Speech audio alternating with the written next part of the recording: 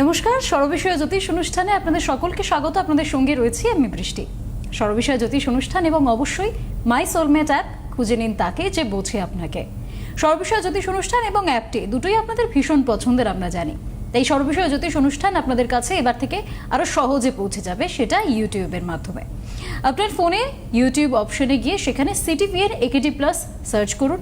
এই মুহূর্তে সেখানে সর্ববিষয় জ্যোতিষ অনুষ্ঠানটি লাইভ স্ট্রিম চলছে এবং এরপরে পুরো অনুষ্ঠানটা হয়ে যাবার পর ভিডিও আকারে থাকবে। আপনারা চাইলে সেখান থেকে দেখে নিতে পারেন এবং এই সিটিভিএন একেডি প্লাস অবশ্যই সাবস্ক্রাইব করুন, যাতে সর্ববিষয় জ্যোতিষ অনুষ্ঠান যখনই পোস্ট হবে তার সবার ফার্স্ট নোটিফিকেশন যেন আপনার কাছে পৌঁছায়। এবার আমরা একটু আলোচ্য বিষয়ে আসি। সর্ববিষয় জ্যোতিষ অনুষ্ঠান, আমি বারবার বলি যে মূল ইউএসপি এটাই যে এখানে কোনো ব্যক্তিকেন্দ্রিক রাশিকেন্দ্রিক আলোচনা হয় না। আমরা বিভিন্ন মানুষকে নিয়ে কথা বলি, বিভিন্ন বিষয় নিয়ে কথা বলি, সবকটি বিষয়ের মধ্যেই যে জ্যোতিষ আছে তার প্রমাণ নিয়ে কথা বলি। আজকে আবারও এমন একটি অনুষ্ঠান যেখানে আমরা কথা বলবো আপনাদের নিয়ে। আপনারা ফোন করবেন, আপনারা আপনাদের কথা বলবেন দাদার সঙ্গে এবং দাদা সেই মতো আপনাদের সমাধান দেবেন। আজকে তেমনই একটি অনুষ্ঠান, তাই শুরুতেই বলবো সরাসরি কথা বলুন বলে নাম্বার যাচ্ছে, সেখানে ফোন করুন, সেখান থেকে নাম্বার নিয়ে ফোন করুন, দাদার সঙ্গে সরাসরি কথা বলুন এবং আপনাদের সমস্যার সমাধান বার করুন। আজকের অনুষ্ঠান আমরা শুরু করছি এবং অবশ্যই প্রত্যেক দিনের মতো এই অনুষ্ঠানটি যার আজকে আমার সঙ্গে তিনি রয়েছেন জ্যোতিষ এবং সংখ্যাতত্ত্ববিদ কৌশিক ডি কাশ্যপ। অনেক স্বাগত। নমস্কার, সকলকে আমার আন্তরিক প্রীতি, শুভেচ্ছা, অভিনন্দন, বড়দের আমার শ্রদ্ধা এবং প্রণাম জানিয়ে আজকের অনুষ্ঠান শুরু করছি। যেরকম বলল বৃষ্টি, আপনারাও বৃষ্টির বেগে ফোন করতে শুরু করুন। আজকে আপনাদের নিয়ে কথা বলি। দেশ দশের অনেক কথা বলা আছে, সবই পরপর হয়েই চলেছে, সেগুলো আপনারা দেখতে পাচ্ছেন। আবার সামনের সপ্তাহ থেকে আমরা আবার কিছু দেশ দশ কেন্দ্রিক কথাবার্তা নতুন করে শুরু করব, কারণ কিছু গ্রহের পরিবর্তন আবার হবে। মঙ্গলদেব কুম্ভ রাশি থেকে মীন রাশির গৃহে যাবেন, এবার রাহুদেবকে ছেড়ে শনিদেবের কাছে যাবেন, মানে শিষ্যর গ্রিপ থেকে মঙ্গলদেব এবার যাবেন মূল গুরুর গ্রিপে, কারণ রাহুদেব হচ্ছেন শনিবৎ, গুরু শিষ্য তারা। সুতরাং সেখানে যাব, সেই অনুষ্ঠান নিয়ে সামনের মঙ্গলবার নয় আপনাদের সাথে আলোচনা করব, অবশ্যই করব। এবং তারপরে তো নতুন সৌর বছর অর্থাৎ বাংলা নববর্ষ আছে, যেটা আমরা বাঙালিরা নববর্ষ রূপে পালন করি সেই সৌর বছরকে। সেই নিয়েও কথাবার্তা সম্ভবী অ্যাস্ট্রো পর্দায় অবশ্যই তার আগের থেকে বিশদে পেয়ে যাবেন। ওই যে বৃষ্টি বলল ব্যক্তিগত রাশি কেন্দ্রিক আলোচনা হয় না, হয়। বিষয়টা হচ্ছে যে যেখানে প্র্যাকটিক্যালি আপনার আমার রাশি অনুযায়ী আগামী একটা বছর অন্তত কীরকম করে কাটানো উচিত, সেটা যখন প্রয়োজনীয়তা পড়ে তখন কৌশিক ডি কাশ্যপ এই মঞ্চ থেকেও আপনাদের সামনে সেটা ক্ষুদ্র আকারেও শেয়ার করার চেষ্টা করে। আর বৃহৎ আকারে অবশ্যই সম্ভবী অ্যাস্ট্রো যারা সাবস্ক্রাইবার আছেন তারা পেয়ে থাকেন প্রত্যেক বছর, এবছরও তার ব্যতিক্রম হবে না। অবশ্যই সম্ভবী অ্যাস্ট্রো পর্দা থেকে আপনারা নতুন সৌর বছর এবং যে চান্দ্র বছরে আমরা জাস্ট প্রবেশ করেছি 19 তারিখ, দুটোকে মিক্স আপ করে অবশ্যই ফলাফল জানতে পারবেন। টোটাল এই এক বছর, আগামী এক বছর কীরকমভাবে আমরা কাটাবো। সুতরাং সেখানে ব্যক্তিগত রাশিফলের যথার্থতা আছে। ব্যক্তিগত রাশিফলের যথার্থতা, রাশিফলের প্রথম যথার্থতাটাই আমরা ঠিকমতো বুঝি না। রাশিফল যখনই বলা হয়, অ্যাকচুয়ালি রাশিফলের মূল প্রতিপাদ্য বিষয়টা যেটা হয় সেটা হচ্ছে আমরা কিভাবে নিজের জীবনটাকে চালাবো। তার কারণ একই রাশির প্রচুর মানুষ আছেন, প্রত্যেকের কর্মকাণ্ড এক নন। তার কারণ যদি আমরা সিম্পল দেখুন, যদি আমরা ধনু রাশি ধরেই কথা বলি, মুকেশ আম্বানি ধনু রাশির মানুষ, শিল্পপতি। সচিন তেন্ডুলকার ধনু রাশির মানুষ, তিনি ক্রিকেট প্লেয়ার। ঐশ্বর্য রায় বচ্চন ধনু রাশির মানুষ, তিনি ফিল্ম আর্টিস্ট। একই ধনু রাশি, তিনজন ভারত বিখ্যাত লোক, বলা যায় জগৎ বিখ্যাত লোক। এরকম আরও হাজার হাজার, শয়ে শয়ে, হাজারে হাজার উদাহরণ দেয়া যেতেই পারে। আমি সাধারণভাবে আমার চেম্বার বা আপনাদের সামনে, পর্দার সামনে যেটা দেওয়ার চেষ্টা করি, যেটা বৃষ্টি চেনে, আমি চিনি, আপনারা চেনেন, এরকম মানুষের উদাহরণ দেওয়ারই চেষ্টা করি, যাতে মানুষের জ্যোতিষটা সহজভাবে বোধগম্য হয় এবং প্রকৃত যৌক্তিকতাটা মানুষ বুঝতে পারে। সুতরাং এবার ধনু রাশির কীরকম যাবে নতুন যে বর্ষপ্রবেশ চান্দ্রবর্ষ প্রবেশ অলরেডি হয়ে গেছে, এরপরে যে সৌরবর্ষ প্রবেশ হবে সেখানে ধনু রাশির কীরকম যাবে, মানে মুকেশ আম্বানি, ঐশ্বর্য রাই বচ্চন বা সচিন তেন্ডুলকারের ওই রকমই যাবে না। যে যার স্ফিয়ারে আছে সেই মতো করে কীরকম যাবে ধনুরাশির যে ফলাফলটা হবে সেটাকে তাদের ব্যবহারিক ক্ষেত্রে প্রয়োগে আনতে হবে। সুতরাং সেই মোতাবেক চলতে হবে। আজকে যদি ধনুরাশির ক্ষেত্রে শরীর স্বাস্থ্য রিলেটেড কোনো সমস্যার ইন্ডিকেশন হয় তাহলে সেখানে কোনো বাচ্চারও হতে পারে ধনুরাশি, আবার মুকেশ আম্বানিরও ধনুরাশি। সুতরাং বাচ্চারও সর্দি জ্বর কাশি পেট খারাপ হতেই পারে, মুকেশ আম্বানিরও সেটা হতে পারে, কিন্তু মুকেশ আম্বানির বয়স অনুযায়ী তার শরীর স্বাস্থ্য সম্বন্ধে যদি কোনো সতর্কবার্তা রাশিফলে দেওয়া হয় তাহলে তাকে অধিক বেশি কষাস হতে হবে। তার কারণ বয়োজনিত যে শারীরিক ক্ষেত্রটা সেটা ওই বাচ্চা যে ছেলেটি আছে যার ধনুরাশি মুকেশ আম্বানির মতোই, তার থেকে শারীরিক সক্ষমতা ইন্টারনাল যেটা এজের জন্য মুকেশ আম্বানির কিন্তু ক্রমাগত ক্ষয়িষ্ণু, আর বাচ্চাটার হচ্ছে শারীরিক বৃদ্ধির ফলে সেটা বর্ধিষ্ণু, সেটা বাড়ছে। অতএব তার মধ্যে শক্তি সঞ্চরণ ক্রমাগত বৃদ্ধি পাচ্ছে, আর মুকেশ আম্বানির বয়স অনুযায়ী তার মধ্যে শক্তি যেটা ছিল সেটা ক্রমাগত ক্ষয়প্রাপ্ত হচ্ছে। সুতরাং একই ধনুরাশি একটি বাচ্চার এবং মুকেশ আম্বানির শরীর স্বাস্থ্য সম্পর্কে সচেতনতা দুজনকেই নিতে হবে, কিন্তু বয়ক্রম অনুযায়ী কে বেশি নেবে আর কে মোটামুটিভাবে নেবে সেটা নিজেদের ঠিক করতে হয়, সেটা রাশিফলে বলা হয় না। আমরা ভাবি ভালো হবে, এবার ভালো হবেটা কিভাবে ভালো হবে, আমি কোন স্ফিয়ারে আছি, আমি কি কাজ করছি, আমার এজ কত, আমার পরিবেশ পরিস্থিতি কি, তাহলে আমার পরিবেশ পরিস্থিতি এজ অনুযায়ী আমি ওই ভালোটাকে কিভাবে আমার জীবনে ইমপ্লিমেন্ট করতে পারবো সেইটাকে ভেবে রাশিফলের ভালো হবে। কোনোদিন এইভাবে ভাবেন? বা যারা রাশিফল বলে তারা আপনাকে ভাবায়? রাশিফল বলার অর্থই একটা ডুজ অ্যান্ড ডোন্টস, কি করা উচিত কি করা উচিত নয়। এটা যদি জানা না যায় তাহলে রাশিফল জানা বৃথা সর্বদা। আর আপনার আমার ব্যক্তিগত জীবন চর্চাতেও আপনি আমি যে কর্মটা করছি, সে পড়াশোনা করি, পড়াশোনার পরে কর্মজীবনে থাকি, সুস্থ সুন্দর বৈবাহিক দাম্পত্য জীবন কামনা করি, অন্যান্য ক্ষেত্রে যদি আমরা কর্ম করি, সেইটাকেও করার জন্য আপনার আমার বর্তমান জন্মছকের সঙ্গে গ্রহদশা এবং বর্তমানে আকাশে চলাচল করা গ্রহদের যে অ্যাসপেক্ট, যে দৃষ্টি, সেটাকে আপনি আমি কিভাবে অ্যাডজাস্ট করে আপনার আমার জীবনে চলার পথটা ঠিক করব, এটা যদি না জানি তাহলে কেবলমাত্র রেমেডি আপনাকে আমাকে সকল কিছু করে দেয়নি, আগামী ভবিষ্যতেও দেবে না। তাহলে কিন্তু জীবনটা ওই পশ্চিমবঙ্গবাসীর ভাতাজীবীর মতো হয়ে যাবে আলটিমেট। এবার আপনি আমি ভাতাজীবী হতে চাই নাকি সত্যি সত্যি আপনি আমি দীর্ঘজীবী এমন মানুষ হতে চাই যেখানে ভাতা ভিক্ষা না প্রকৃতপক্ষে সফল হতে চাই, এবং শুধু একা সফল হতে চাই না, সকলকে নিয়ে সফল হতে চাই, সেটা ভাবার প্রয়োজনীয়তা আছে। সুতরাং প্রতিকার হচ্ছে ভাতা। আমার কর্মটাকে যদি আমি সঠিকভাবে তার সঙ্গে অ্যালাইন না করি, এবার কর্মটা তো অ্যালাইন করব, কিন্তু যারা আমরা প্রতিকার প্রতিবিধান আপনাদের বলছি তারা কর্মটা কি করতে হবে এটা যদি না বলি, জীবনে আপনারা অ্যালাইন করতে পারবেন না। এরকম যারা ভাতা নেয়, যাদের প্রয়োজন আছে ওকে, যাদের প্রয়োজন নেই তারাও ভাতা নিচ্ছে, যাদের প্রয়োজন আছে বা প্রয়োজন নেই তারা ভাতাটাকে নিয়ে কি করব সেটাকে যদি প্রপার ইউটিলাইজেশন না করে, ধরুন যত বছর ধরে আমাদের সরকার ভাতা দিচ্ছে, যাদের ভাতাটার প্রয়োজন নেই, আমার মনে হয় এরকম বুদ্ধিমান মানুষ 0.01% খুঁজে পাওয়া যাবে কিনা সন্দেহ, যেহেতু যাকে তাকে ভাতা তারটা দেওয়া হয়, যেটা দুর্ভাগ্য অর্থনীতির নিয়মের বাইরে। তবুও যার ভাতা পাওয়ার কথা না কিন্তু ভাতা পেয়েছেন, এতদিন ধরে পাচ্ছেন, ঠিক আছে পেয়েছেন, এরকম বুদ্ধিমান বা বুদ্ধিমতী কতজন আছে আমার জানা নেই, যে আমার ওই 1000 না 1500 কি দেয় সেও ব্যাংক আমি জানি না, যাই দিক সরকার, সেটা হয়তো আমার খুব বেশি প্রয়োজন নেই। আজকে যদি ধরে নিই বৃষ্টি একটা ভাতা পায় এরকম, যেটাই বৃষ্টির না পেলেও কিচ্ছু খুব একটা যায় আসে না, কিন্তু পেলে একটু ভালো লাগে।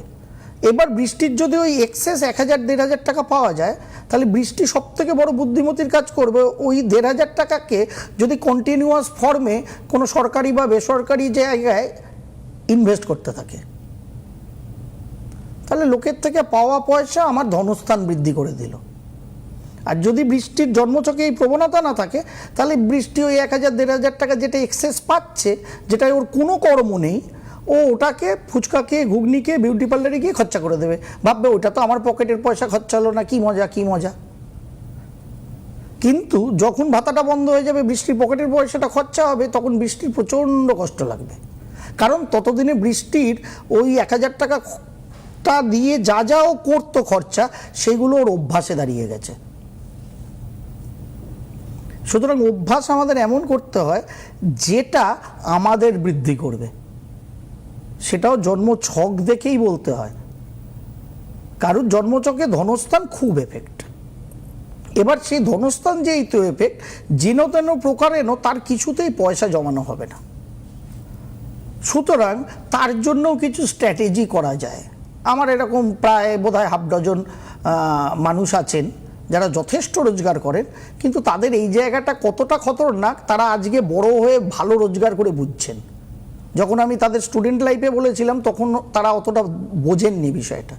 কিন্তু আজকে যখন তারা প্রচুর রোজগার করছেন, কিন্তু টাকাটা সামহাও তারা চেষ্টা করছেন রাখার, সামহাও কোনো না কোনোভাবে বেরোচ্ছে, কিছুতেই ধনস্থানটা ঠিকমতো ফলে ফুলে পেকে উঠছে না। তাহলে স্ট্র্যাটেজি নিতে হবে যে কি করে আমার ধনস্থান ফাঁকা থাকবে, কিন্তু আমার আলটিমেট ওয়েলথ বৃদ্ধি হবে। তাহলে আদার ওয়েতে অ্যাসেট তৈরি করতে হবে। তখন সেখানে গ্রহ বলবে, আমি তোর পয়সা ইএমআইয়ে খরচা করছি, কি মজা কি মজা, আমি তোর ধনস্থানকে নষ্ট করছি। কিন্তু আমি জানি গ্রহর লাফানিতে আমার কিছু সুদ যাচ্ছে, কিন্তু ইএমআইতে আমি একটা অন্য কোনো ফিক্সড অ্যাসেট করে নিয়েছি, যেটা 20, 25, 30 বছর বাদে আমাকে একটা লামসাম টাকা দিতে পারে, যেটাকে আমি বেচে দিলে। সুতরাং গ্রহ হ্যাপি আমি ইএমআই লাগিয়েছি বলে, আবার আমিও হ্যাপি গ্রহকে জিগলিং দিয়েছি বলে। সুতরাং দিস ইজ দ্য থিওরি।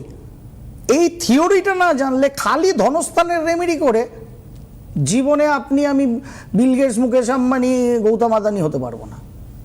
যদিও সেই যোগ থাকলে হব, কিন্তু তাদের 1% হলেও তো অনেক। কিন্তু স্ট্র্যাটেজির দরকার, শুধু রেমেডি নয়। সেই জন্য রাশিফলে কি করব, কীরকম যাবে, সেটা যেরকম জানার দরকার। যাবে মানে আমি কি করলে ওটা অ্যাচিভ করব, আর কি না করলে ওটা অ্যাচিভমেন্টের সুবিধা হবে, এটাও জানতে হয়।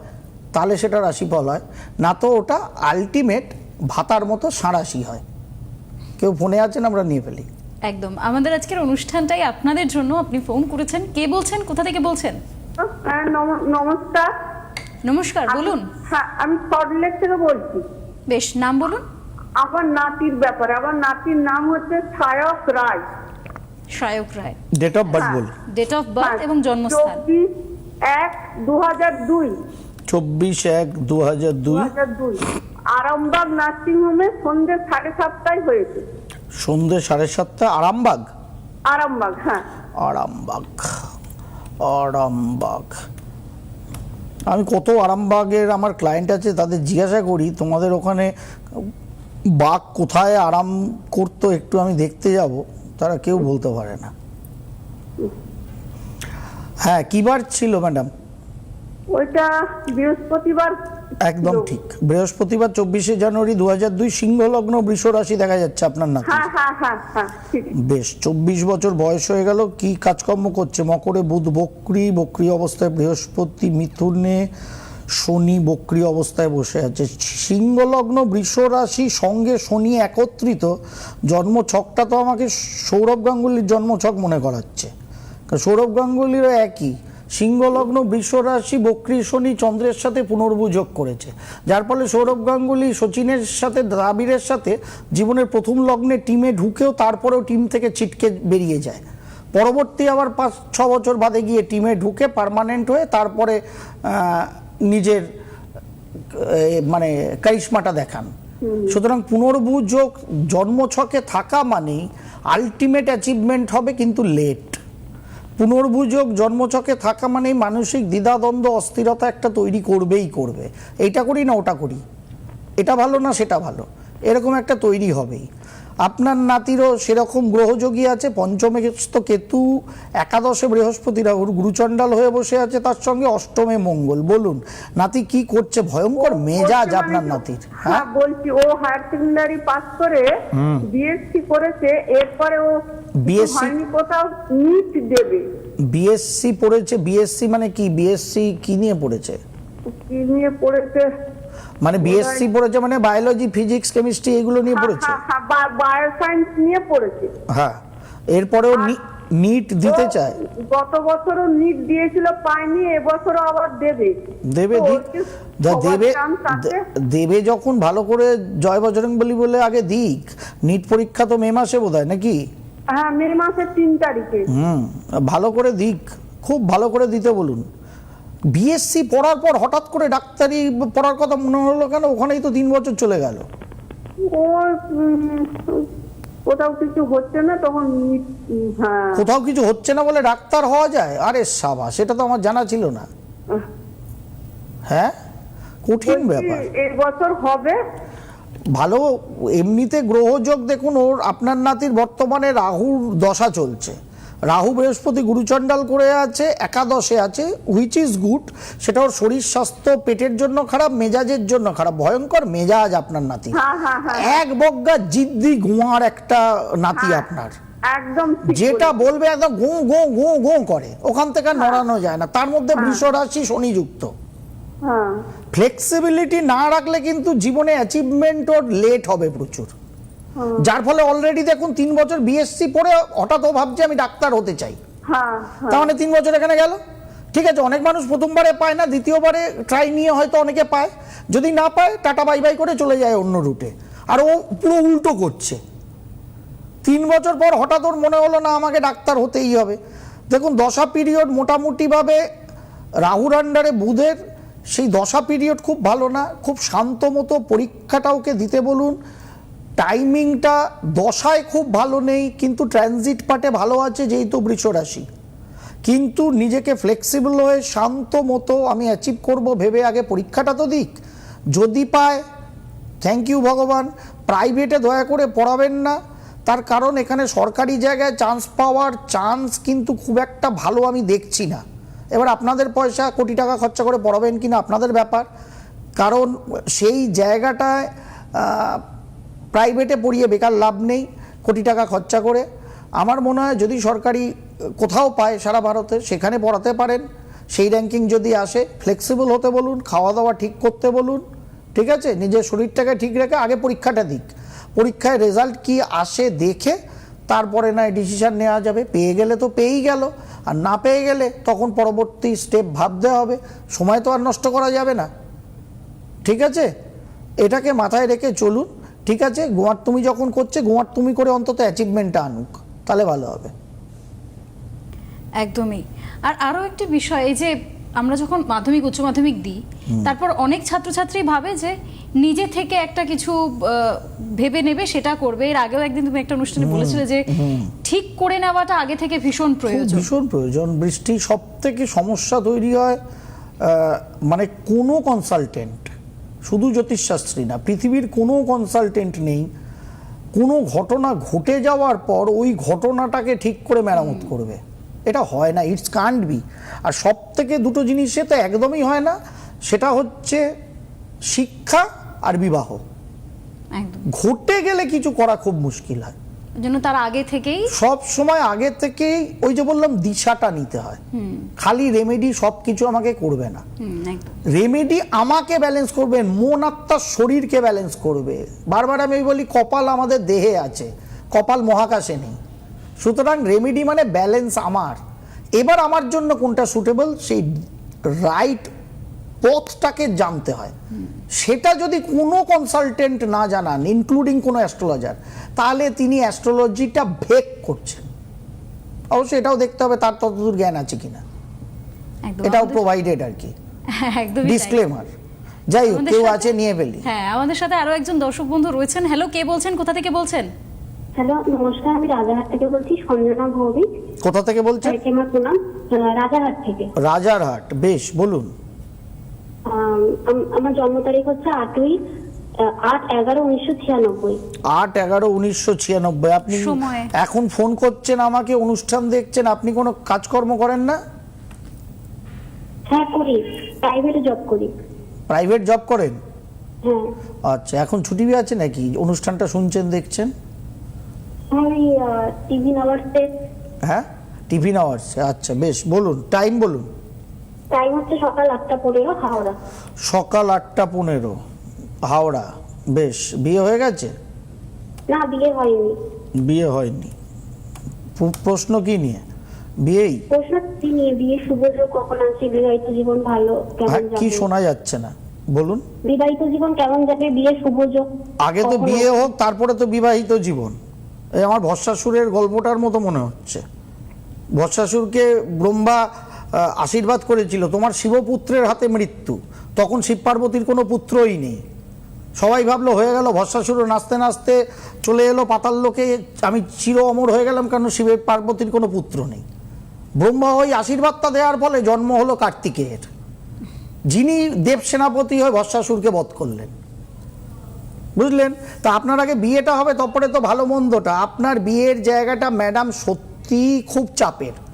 পঞ্চমে শনিকেতু, সপ্তমাধিপতি নিচস্থ অবস্থায় বসে আছে রাহু যুক্ত হয়ে। বৈবাহিক দাম্পত্য জীবনটা সত্যি আপনার খুব চাপের। কর্ম সারা জীবন দয়া করে করবেন, নিজের মন মানসিকতাটা স্টেডি রাখবেন, শরীরটাকে ঠিক রাখার চেষ্টা করবেন। কর্ম এবং রোজগারের জায়গা আপনার ফ্যান্টাস্টিক। বৈবাহিক দাম্পত্যের জায়গাটা খুব একটা ভালো নেই, তবে বিবাহের চেষ্টা মোটামুটিভাবে এই বছরের জুন মাস থেকে ধীরে সুস্থে করতে পারেন। জন্মছক না ম্যাচ করে, সংখ্যাতাত্ত্বিকভাবে না ম্যাচ করে দুম করে মালা বদলে যাবেন না, এটা আমার রিকোয়েস্ট। আপনার ছক অনুযায়ী কথাটা বলছি, আমার মনের কথা বলছি না।